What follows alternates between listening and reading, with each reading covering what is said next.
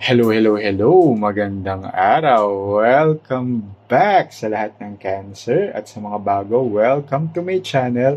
Ako nga pala si Mystico Moreno or in short, Mismo, at dito sa aking channel, we will manifest love sa inyong Tagalog love reading ngayon na mismo. So ang gagawin natin today ay ang inyong weekly reading para sa March 16 to 22. O, diba? Ang bilis ng panahon. Third week na ng March. Okay? Papasok na ang Aries season. Okay? Sige. So, simulan na natin.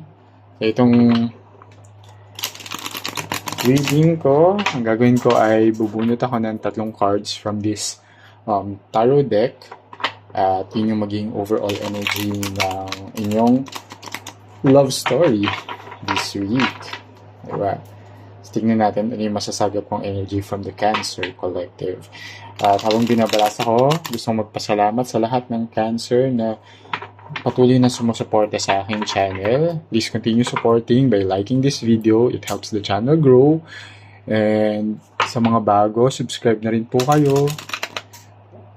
Para updated rin kayo sa mga susunod ko pang love readings na ipopost dito sa aking channel. And yeah, supportahan nyo rin po by liking the video, giving it a thumbs up, by writing a comment below for engagement, and share nyo rin sa mga kilala nyo pang Cancer na nangangailangan ng guidance from the universe.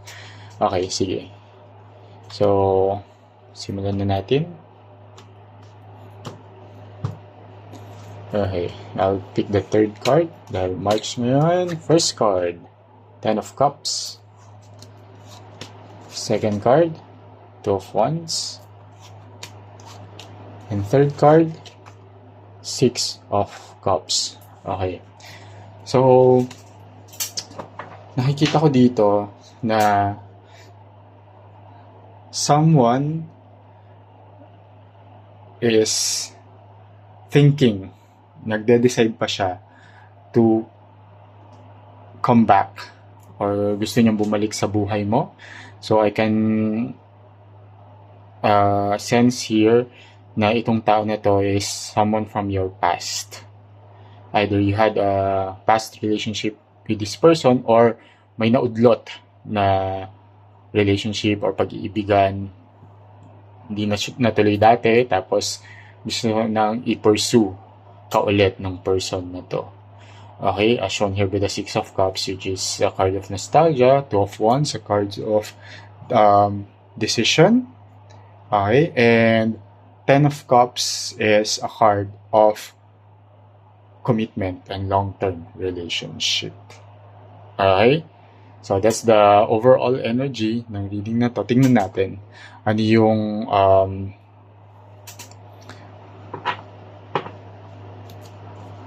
magiging detalye ng reading na to.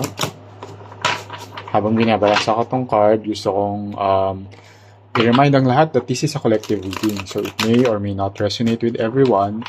Okay, pwedeng hindi ko na-tap yung energy ninyo sa reading na to. So kung hindi siya mag-resonate, huwag pilitin. Okay?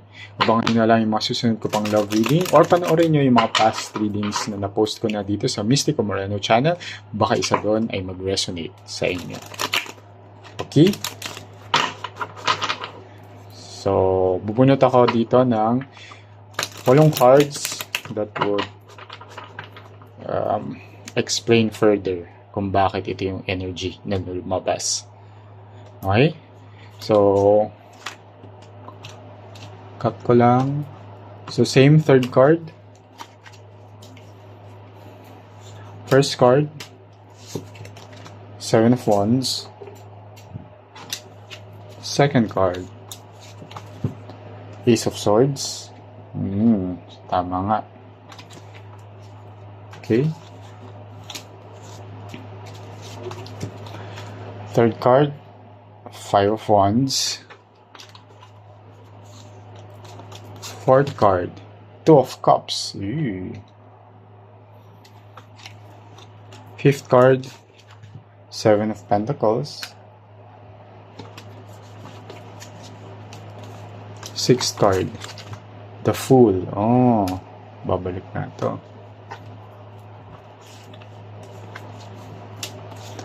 Seven card. Page of Pentacles.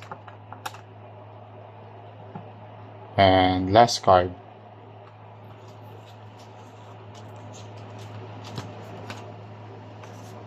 Wheel of Fortune. O, diba? Tama. Babalik nga siya. Okay.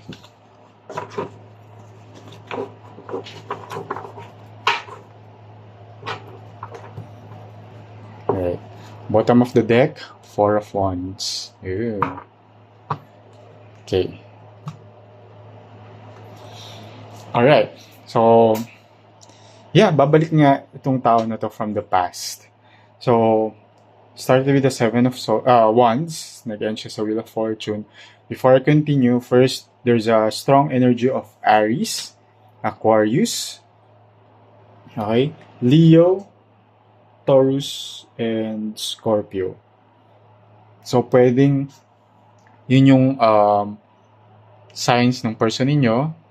Okay, doesn't have to, pwedeng ibang signs din, but check ninyo yung Sun, Moon, Rising, and Venus placements ng person ninyo, baka isa din doon sa mga nabanggit kong zodiac signs. Okay, sige, simulan na natin. Seven of Wands. Okay, Seven of Wands is a card of overcoming challenges. So, in the recent past na kaya nung nabanggit ko kanina, I can sense na naudlot tong pag-iibigan or naudlot na relationship. Okay, hindi kayo nag-separate because of a breakup or dahil may conflict kayo sa past relationship nyo. Hindi. May mga naganap lang na imbis na magkatuluyan kayo, naudlot siya, maybe because of some priorities, other priorities in life nung nakaraan. Pero now, I can sense na ready na tong person na to na panindigan ka, na i-pursue ka, at na mahalin ka. Okay, kasi ito, the challenge is, parang na-resolve na siya. Whatever the issue, conflict is, with your person, na-resolve na niya, and now it's time na magbalik siya sa life mo. As shown here sa Ace of Swords. So, si Ace of Swords is a new beginning, an honest start, fresh start, and kakausapin ka nga niya nito. So, biglang magpaparamdam siya sa'yo. Okay?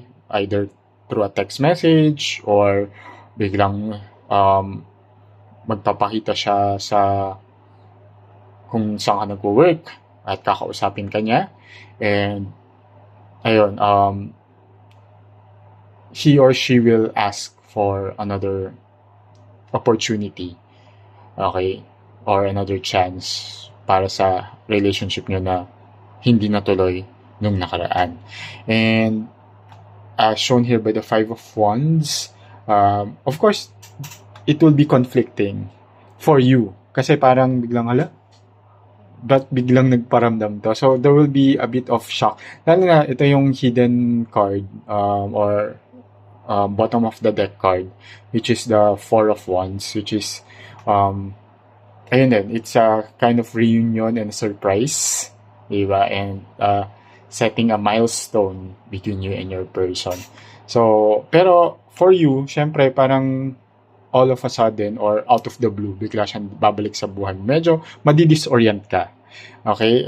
Shown here by the Five of Wands. But, gusto niyo yung isa't isa. As shown here by the Two of Cups.